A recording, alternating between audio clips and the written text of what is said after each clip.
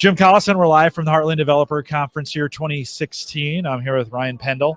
And Ryan, good to podcast with you face-to-face. Yeah. I think the last time we podcasted was on a Silicon Prairie News Minute. Yeah. Which we've kind of let just go, I think, at this point. Yeah. Right? Yeah, no, I think it was really good to do. I think there's so much news. There's so much stuff that's happening. So I think it's always worthwhile. A good experiment, I think, for us. This is a little bit maybe of an experiment in the small business as well, that we thought we might have something. We gave it a try. I think at its best, we had a couple hundred subscribed to it, which is actually well above a regular, any average podcaster. Both you and I, we got busy. Infotech came up. Yeah. And we just kind of thought, well, from a time standpoint, it's tough to keep it up. And so we pivoted. We changed. We kind of pivoted to nothing at this point. But that's because Silicon Prairie News, there's a lot going on, right? Yeah. I think between Infotech and Heartland Developer Conference, can you give me a little update on what's going on with Silicon Prairie News? What kind of things are happening? I know you guys continue to have great startup news, and I've shared a bunch of it on Facebook. Yeah, we're just continuing to do a lot of startup profiles. There's so many great companies. We have a massive backlog of lists of companies that we haven't gotten to yet that we want to profile that are doing really interesting stuff. I think that as a whole, the regional startup community continues to mature. And so you see, I think what's most exciting is to see companies where you have people that were in startups and now they're out of a startup, but now they're starting a new startup, starting another company, or I think a lot of the cool stuff, like what's happening with, Benezant's becoming Wex and all that kind of stuff is really exciting. Yeah. I think that the whole region just continues to explode and I think it's just really, really exciting. It's both here and in Lincoln. Des Moines continues to grow nicely. Mm-hmm. I think Kansas City still humming along. I'm hearing some rumblings in St. Louis as well. And so you feel like it's really coming along and growing in those markets? And I think what's neat is seeing the way in which the region itself becomes a platform. So you have a company will maybe be based in Lincoln, but then they expand to Omaha, they expand to Kansas City. Today we did a story on Deal Any Day out of Lincoln, and they're based in Lincoln, but they have a national team. They have people from all over the country that work for them, and they've expanded to Omaha and Des Moines and Kansas City, and so you kind of have this both a talent pool and a user base are kind of built into the region. I think it's always exciting to see that stuff where people kind of cross those borders. Yeah, it seems like the startup culture community, it's the strongest I've seen. And or do you get that feeling as well? Yeah, I think everyone talks about with startups, you kind of talk about the kind of hype to substance ratio. Right. Little Gartner hype cycle in there, exactly, right? Yeah, exactly. So I think that there's always been a lot of enthusiasm. Yeah. And I think that as there's more successful companies and all that, I think that the substance, kind of the talent pool continues to go up. I think that when you have really big success stories, those kind of grow out and become, and I think everyone becomes a bit more savvy. Everyone's a bit more, I think among our readership, I think people are just a bit more, I guess I would just say more savvy, right? Yeah. They're just a little bit kind of questioning things more, which I think is maybe really positive more move. Skeptical. Yeah. Right, just a little more skepticism, just because you have a great idea and a website doesn't always mean it's going to turn into a business, right? A little more skeptical. And I think, obviously people throw around the word traction a lot, but I think what we really want to see is, okay, real users, real dollars, that kind of stuff. And I think even in the venture capital level, people are, I think obviously everyone's really excited to see venture capital. At the same time, you have a lot of people that say, well, okay, venture capital is awesome, but it's also kind of debt, right? Debt, here's people you got to pay back. Right. So I think that nationwide, right? So looking at Silicon Valley and all that kind of stuff, everyone talks about kind of this correction of venture capital kind of pulling back and all that kind of stuff. I think that our region is in a really great position because we have a culture that's more of a bootstrapping culture, and also a more like revenue hard dollar culture. I think both investors and business people here are much less speculative. Are you saying more realistic, Ryan? Yeah, is that like what you're saying? more attuned with reality. Yeah. So I think that we're in a really good position as a region. I think to both weather this and also be really attractive to people outside the region that are looking for like, okay, maybe some of the air is coming out of a lot of the hype. So, well, and the cost is so much different here, especially in Omaha. Your ROI, that just because the costs are so much less, your ROI calculations change so much faster when it talk about making that profit or getting to profitability, right? You just don't have that overhead. Yeah. You're not. Exists. I mean, even if Kansas City's also a great example of you got these places where you're not going to spend millions of dollars just to have an office, right? Right. Like, just be people that these kind of crazy expensive and people, and that's where we get a lot of the national attention. Yeah, is when the rent prices go up in a lot of these big cities. People are like looking at the grass is kind of greener. Yeah, we had Victoria on here. We talked about the Exchange building. There's even some opportunities when we think about what AIM is doing. Of course, you're in the building as well, and so you see some of this, and so some collaboratives right there where costs are reasonable and low. So just some great opportunities. From that standpoint. For startups, they have certain kinds of needs where you might say, okay, do I really want to lock into a year-long lease, a 2-year lease when I don't know what's happening the next 3 months, right? So having those flexible options is a big part of that. No, excited to see the UNO Foundation step in as well and help with that. I mean, I'm excited about what's going on in Omaha. It seems like the pieces are coming together nicely. And I even think about some of the work that the zoo is doing with the UNO and some of the work that the chamber is doing out there with everybody in the startup community. It's great with AIM. There's just some great pieces, and our STEM ecosystem is coming together. We are literally a month or two away from hiring a STEM ecosystem manager or coordinator, whatever we want to put, a person whose job it will be to help ensure that a lot of the STEM activities, not regulate them, but make sure that they're happening in coordination. And we as a company are excited about that because that gets us better resources, So and you just need advocates, right? You need someone who's going to be there at the table, who's when there's important decisions being made, who's at the table that's making those decisions. Ryan, a lot of the exciting news that you see when we think about startups in this community come across your desk. What have you seen recently that you just kind of went, wow, this is really cool? I would say, I think that all the precision ag stuff is just like super fascinating to me. I think a lot of I think that there's a lot of cool companies that are doing stuff along with that. One company that I always have in the back of my mind is what's happening with Acuvera. They've been kind of under the radar mostly, but I think that what's going on there is really exciting. I think that looking at Score Vision, I think Score Vision's got a really strong team of kind of veteran entrepreneurs and kind of stuff like that, and really kind of taking kind of high school sports and kind of small college sports, but really like finding that data.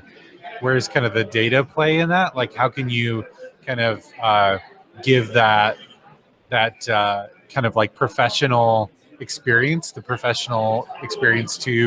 these kind of smaller venues and stuff. So I think there's a lot of really cool opportunities there. Obviously, probably the truly world-changing stuff is usually like the payment processing, right? So like if you can change the way people exchange money in any way, like you're talking about, billion-dollar markets, international, play. So, but often that's not the most exciting thing, right? It's not the most. So that's usually, maybe doesn't get the most attention. But I think particularly our region with Des Moines, Omaha, Kansas City, a lot of stuff going on with insurance, banking, investing, all that kind of stuff. Yeah, Sure. you ran an article, and I think it's this Lawn Hero. Is that Lawn Hero? Yeah. Lawn Hero out SiliconPrairieNews.com, and that hero is spelled Hiro, so LAWNHRO. Yeah. I found this fascinating because I'm a guy who loves to mow my own lawn. Yeah.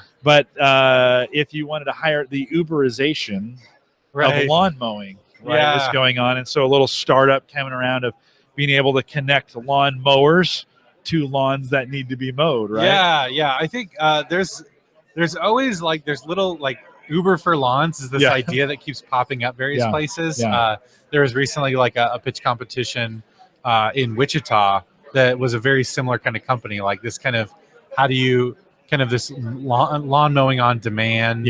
How do you make that work? So I think it's a concept that's there. I think what I like about Lawn Hero is they're interested in connecting with using Zillow's data that's already there.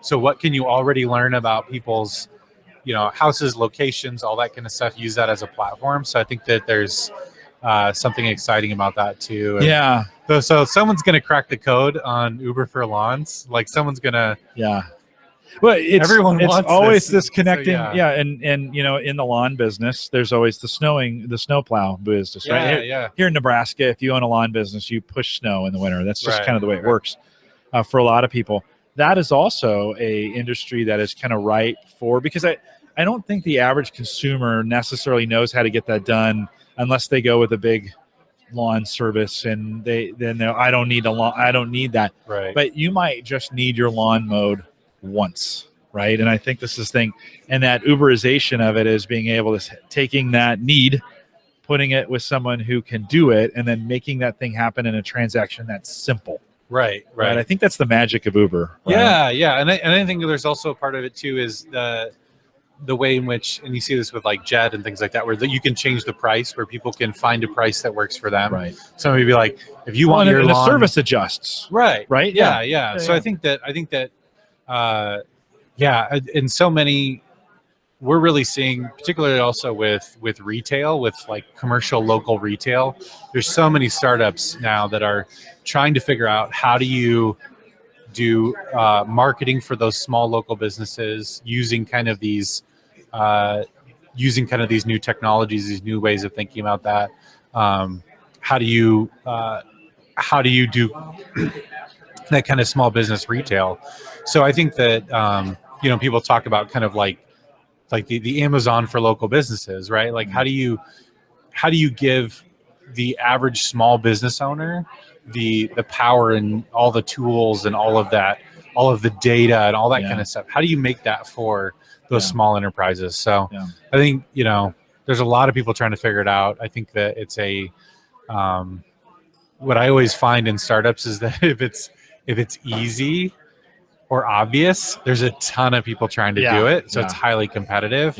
So you either got to find something that's very obscure that no one's thought of, which is really hard, or you have to solve a hard problem, which is also really hard. Right? So I think that's kind of it's fun to watch. Well, no one said it would be easy, right? The fun thing about my job is I just get to watch, right? I just get to watch other people do really hard work and get a report on it. So it's watch and report. Yeah. Which you guys now are, I think there's something new coming out every single day. Maybe two or one a day. Talk to me a little bit about what's exciting, what's going on at Silicon Prairie News. That you can share.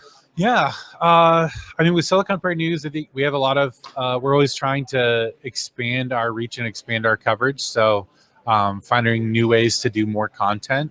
I think that that's true for any online media site. How do you put out more content? And so we're always looking for new opportunities to do that, new partners to find for that. We're also, I think that, and this is a little bit more long-term, but a lot of the larger projects that we're working on is how do we provide kind of really better data and more kind of statistics and kind of just hard research on a lot of the stuff going on in the region. I get approached all the time with people say hey, give me a list of the top 50 startups in the region or whatever, or people that even just media outlets, so national media approaching SPN and saying, kind of tell us the story, like give us the hard facts on it. And so I think that there's a lot of people that want answers to those questions. So I think that's kind of stuff we're interested in digging more into. And this kind of connects with what I was saying earlier about people being more savvy, right? You know, so like people don't just want the hype, they want to know kind of, okay, what's actually going on in terms of investment, in terms of startups, in terms of hiring, in terms of all these things, kind of what are the real numbers here. So we got a lot of cool opportunities for that. I think there'll be a lot of fun. Yeah, it's been, from both the Gallup standpoint, it's been fun. I've kind of plugged in because we're big in the entrepreneurial space with our entrepreneur profile 10 that we have out there. But it's been fun. I get your regular daily update. You know, I've subscribed to it. It's Silicon Prairie News. Just shows up in my inbox, and I kind of see what you're talking about every day. It's super helpful. Are you seeing more and more readers signing up for that kind of subscription model? We add, you have net new subscribers every single day. So just like incredible growth on our email list has been really good. But I think we grew our email list about 40% last year. So it was a huge boost for us. So well, I love the partnership with AIM that you guys have in the work that you're doing there. I think it's a perfect fit. We had Victoria in here earlier, and we are just kind of going through all the stuff that's happening in the Omaha community, and it's a little magical right now. The planets are really lining up in Omaha nicely. Everybody's playing nicely in the sandbox, and walls are coming down, and both startup and large enterprise are working together. It's a fabulous no surprise that hopefully rising tides float all boats, right? Hopefully you're seeing some of that too. I think AIM, the way I think of AIM sometimes is it's like the hardware that sometimes you don't see. So you have this like all this really cool stuff happening at the Exchange building, really cool stuff happening with SPN, with Big Omaha, like all this really cool startup stuff that's going on. And behind all that, like AIM is kind of powering that, and so it's been really exciting. No, I'm super excited. So. They quietly behind the scenes are just driving. And I really like that. It's kind of they're kind of a neutral. They're kind of like the neutral party, right? Who can come in and do some of these initiatives without it being one of the big organizations or one of the universities, or right. And so I think we're lining. things up nicely. I think to me, what's really cool when I look at other startup communities, and just tech communities in general. The ones that really seem to take off and really seem to like get some growth going are ones where the university and the enterprise sector and the kind of startup techie kind of world, like where they all kind of get on the same page.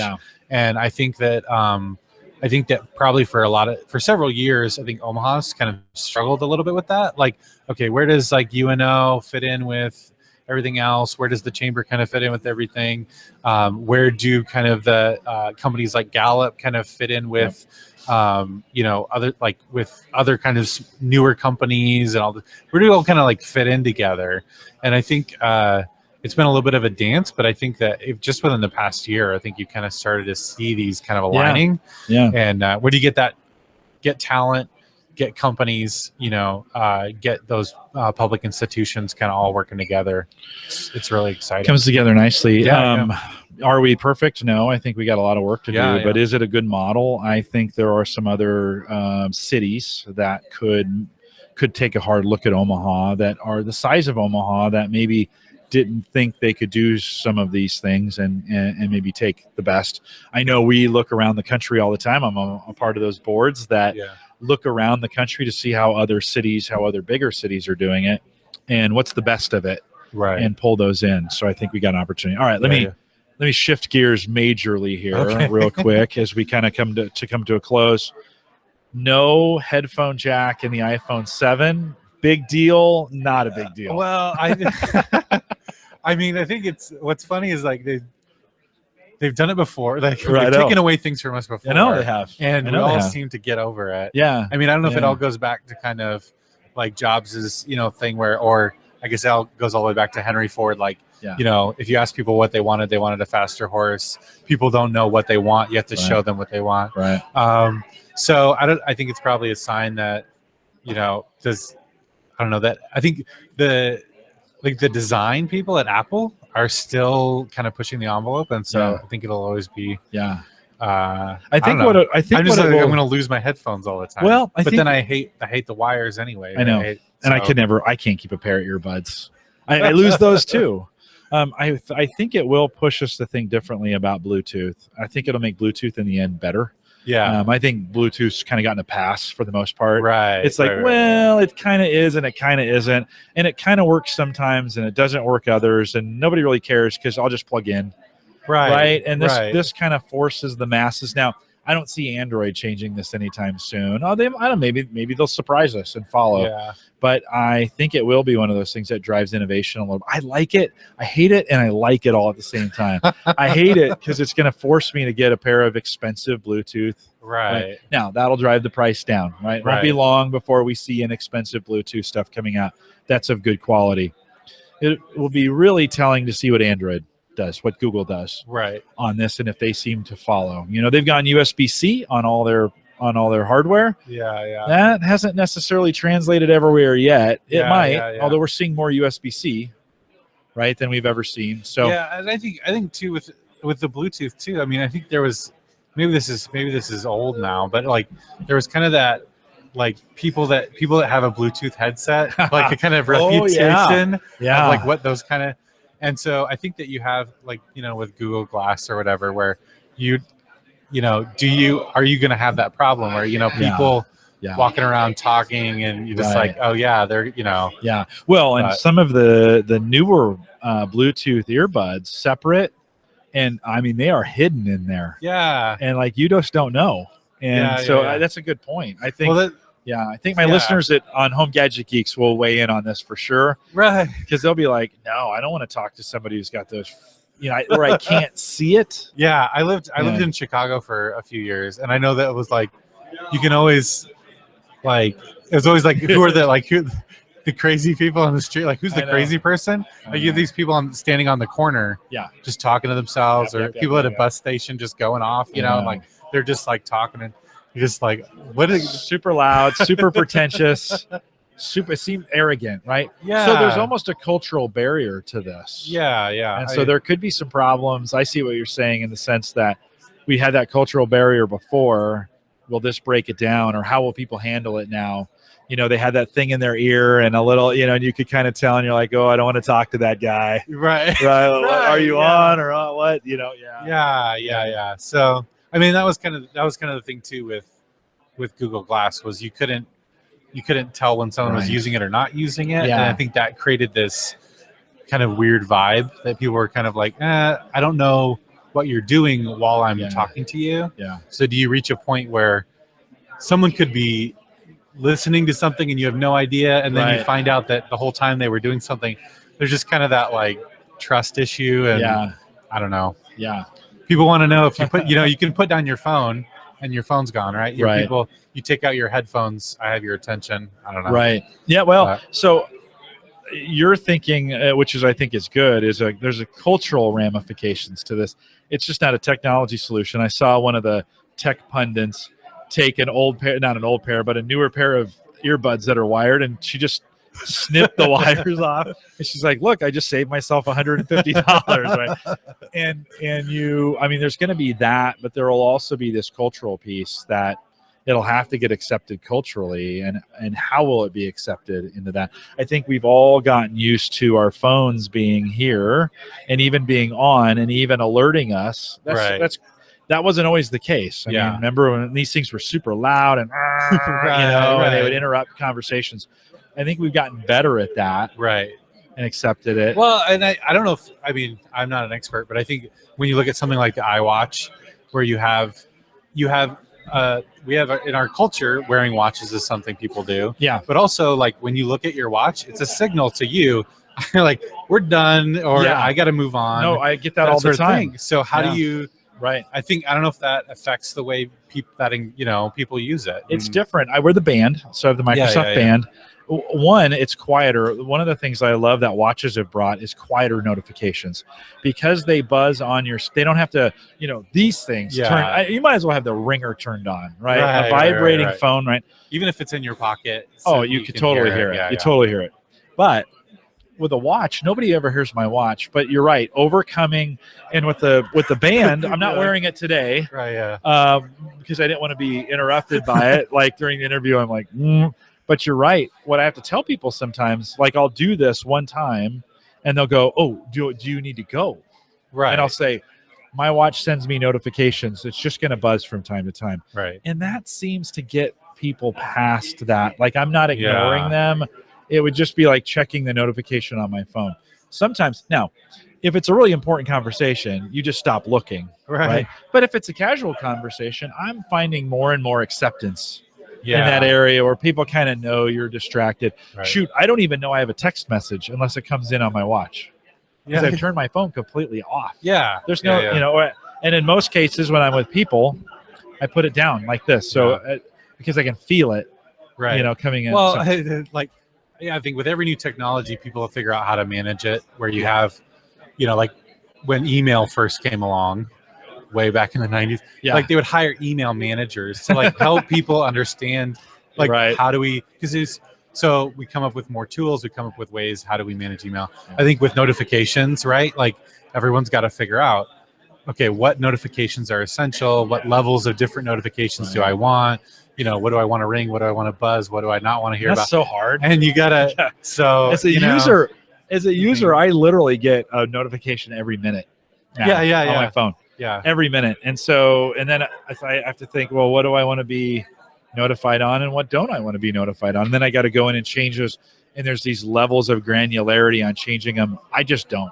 Yeah. I let them all go through and kind of deal with it. Well, then we go back and forth between complexity and simplicity. So like when Google came around in the 90s, right? It was just like this awesome experience. It's just a search box. It's not a web portal with like a bajillion links on it and ads everywhere. It's just simple. Very simple. And so I think that we go back and forth with that, right? So now I got tons of apps all over my phone and stuff, and I want something that's very simple that just clarifies everything. Yeah. Right? So which Microsoft tried to do with Windows Phone, by the way, right? They tried to bring everything into services. Yeah. So you had a social service and a people hub and these kind of hubs. Right. And it was either too late or too early, because everyone rejected it. None of the Facebook or Twitter, nobody would integrate with it. They wanted their own, right? They want people to come to their own sites, right? Right. Until the consumer demands that. I don't know if we'll ever get simpler until the consumer goes, I'm not going to your site anymore because I can't handle all the notifications you send me. So interesting. Well, it's I think yesterday's announcement, and some people will be watching this in a time shifted manner. It'll be way after the fact, but I think it was just yesterday, right? Today's Wednesday. The watch, I don't see that. I think they iterated on the watch, and it's not that big of a deal. And we have a phone that doesn't have a jack, right? And a few other things on it, but I'm not sure there was much innovation that went on. I don't know. Any thoughts? Yeah. No, I mean, I mean, I think they're still huge. Yeah. So like Apple's still like hugely massive and hugely profitable. So I don't know how long that how long that gravy train lasts, but I guess like with worked for Mark Microsoft Zuckerberg for the last Facebook, 30 years. I think isn't Facebook's thing is like we want to create the Facebook killer, right? Right. And so Facebook wants to create the like we want to create it before someone else does. Right. And hard to do. And they've acquired Oculus and all that kind of stuff. And so, but Apple's just a lot more secretive, I think. So you never know what they have up their sleeve. Is there something else coming? Yeah. So cool. Anyway. Well, right behind us, they have a HoloLens over there. Yeah, I've been wanting to. We'll have to check out. it out. We're going to have them. I'm hoping to get them interviewed here a little bit later today, but we'll have to get over there. And for those watching, I can't reach the camera, but over there, there's a HoloLens. Yeah, I've tried the Oculus now, and I I didn't notice it at the time, but I noticed afterwards I got headaches. But I've heard the HoloLens, because it's a augmented thing, you don't get that same effect. So well, I'll try it. There's nobody over there, so we'll wrap this up. We're going to head over there. If you're watching this part of the video, we're going to end the morning session here, and I'll restart things for the afternoon. We have 4 or 5 sessions for you guys this afternoon. If you're listening on the averageguy.tv and the podcast, a good update from Ryan. And Ryan, thanks for taking the opportunity to catch up. Always good to talk to you. With you as well. And we'll be back after lunch.